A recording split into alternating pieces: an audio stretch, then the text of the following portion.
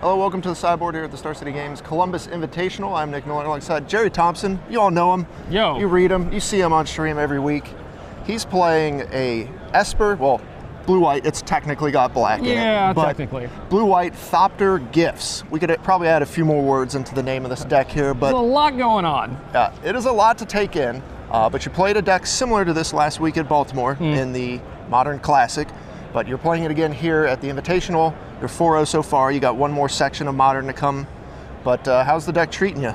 I mean, obviously I'm 4-0, so the deck has been treating me very well. But if I had to do it all over again, I probably would not play the same deck.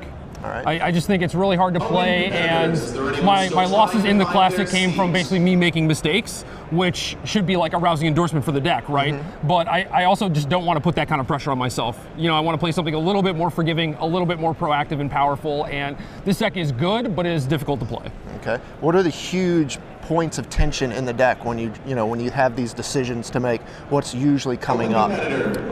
Like when you're safe to transmute Muddle the Mixture, for example, like basically whenever you're safe to just spend some time drawing cards or like filtering or trying to find your combo pieces. Like the goal of the deck is to set up Thopter Foundry Sword of the Meek, and most decks just can't beat that, but it is tougher than I would have expected. It's just Modern is a very fast format, much faster than the old extended formats where I used to play stuff like this. Right, all the decks seem to be attacking very quickly, so you need to know exactly when you can kind of hold up the counterspell or when to kind of go in on the combo. Yeah, exactly. Okay. Take us through the gifts packages. You have a couple of them going on in here.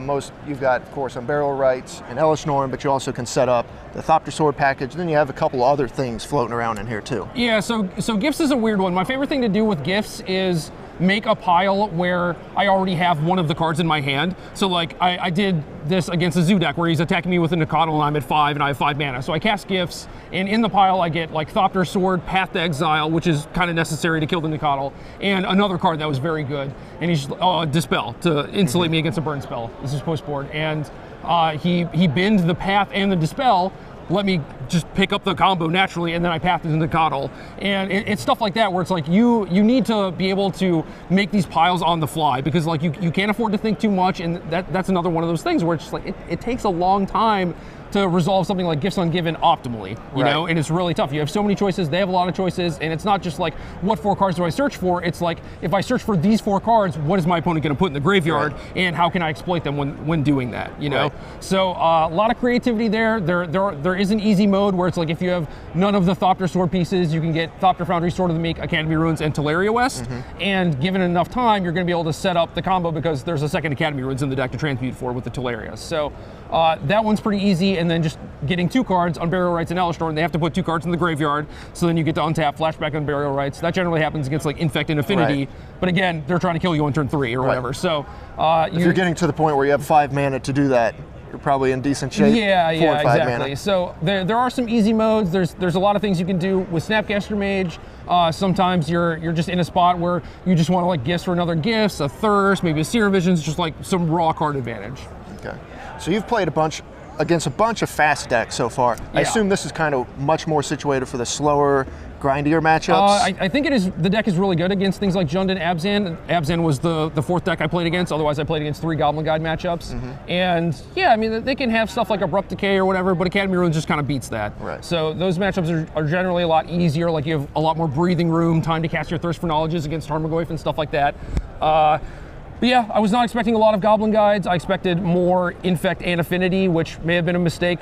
I shaved a Timely Reinforcements out of the sideboard to make room for some other stuff, and it was like, oh man, Timely would have been so good. Wouldn't mind having a couple extra of those. Yeah, I also have Gutshot in my sideboard, which is specifically for Infect and Affinity, and if I had Sunlance instead, that would have been a card I could have brought in against those Wild Nicodle decks. So another card you can think about kind of bringing in. Yep. All right, so you've got, card drawing in here. You got the Serum Visions. You have Supreme Verdicts as mass removal. And then you've got these other cards going around here. Detention Sphere, Oblivion Ring, and then Engineered Explosives, kind of like catch-alls. Yeah, sort of. I mean, I have Academy Ruins in my deck, and last week I didn't have a 3rd color, which was just an oversight. That was just a blatant mistake. So yeah, there's basically no reason to not play Explosives when you have Gifts Ungiven and Academy Ruins in your deck, and it's a reasonable enough card to main deck anyway. But the Banishing Light, Detention Sphere are things that I can put in Gifts piles that are answers to random permanents. Like Liliana of the Veil is one that is pretty tough to deal with, especially since I have basically 0 creatures in my deck. but it also does things like get rid of a Stony Silence post board, which is really nice. So I wanted to kind of insulate myself against that. All right. Got a little bit of game against, you know, the hexproof decks and kind of some of the oddball stuff that's going to throw other types you know, of maybe permanents I Banishing Light or I Oblivion Ring like an Umbra or something and then get to cast Supreme Verdict. Right. All right. You got the Talisman here for mana. Muddle the Mixture is a card that just kind of holds a lot of the pieces of this deck together. A counterspell when you need it, but also a tutorable piece for many of the pieces in this deck. Yeah. So there were two big things that led me down the path of this deck. First, I figured out that Ancestral Vision is just not playable in this type of deck, because when you have Ancestral in your deck, you're spending all this time to try and stay alive and make sure your Ancestral comes off and stuff. And then when it does, it's supposed to translate into a win, you know, because you're jumping through all these hoops to make it happen. So you can't just draw like a bunch of like random artifacts, you know, like drawing on Burial Rites. And I went through this in detail in my article last week. It was like 3,500 words about this deck. So if you haven't read this, you haven't read that, you're interested in this deck, by all means go and read that. But yeah, you just can't have all these weird cards, because then it's basically like you didn't draw anything. You know, you just drew a bunch of air. So instead, what I did was play Serum Visions and Thirst for Knowledge, things that let me filter my draws, and that was just way more important for the deck than actually just drawing a hard 3 cards. And then Muddle was the second piece, where it was like, okay, I'll play one Muddle, like I think it's good enough to main deck, and you know, like one will probably have a target against most things. And just as I was playing like more and more games, it was like, okay, like I'm short a piece just like constantly, and Muddle helps fix that. And it's just like, oh, this Muddle is actually like not that bad of a counterspell against most things. Like the green decks have either Collecting Company and Court of Calling, and you know, there are burn decks out there and stuff like that. Like it's not that bad. Very good against Infect. So yeah, I just added more and more Muddles, cut the Ancestrals, played more like just velocity-based card drawing, and that's how we ended up here. And I imagine you have to be pretty well situated against the Ancestral Vision decks yourself. So I have 3 Muddles, and I have 2 Spell Snarers to kind of win the counter battle. But yeah, I mean, their Ancestrals themselves are not as effective, just because in game 1 at least, they're probably drawing like Terminates and things that don't necessarily do anything. And I do have a lot of removal, and they are Creature Light. So a lot of the time it does just involve like killing all their stuff. Maybe they have some Kolaghan's commands to break up my combo, but I have Academy Ruins, which they can't touch in game 1. So yeah, those matchups are pretty good. Yeah. Academy Ruins being just kind of the end-all trump when they just can't get rid of the pieces seems pretty good for late game. Yeah, definitely. All right. So sideboard, you have a bunch of more counter spells between Dispel and Negate. You said you only have 1 Timely, but you would like to have more. If I had to do this tournament again and have the same pairings, yeah, I don't know what the field actually looks like. You know, maybe I just played against like the 3 Goblin Guide players that were there or whatever, but it is definitely one of the best cards, if not the best card in those matchups. Elspeth Sun's Champion, this card got a lot of traction when Eldrazi was running wild. Why do you still want it in the deck now?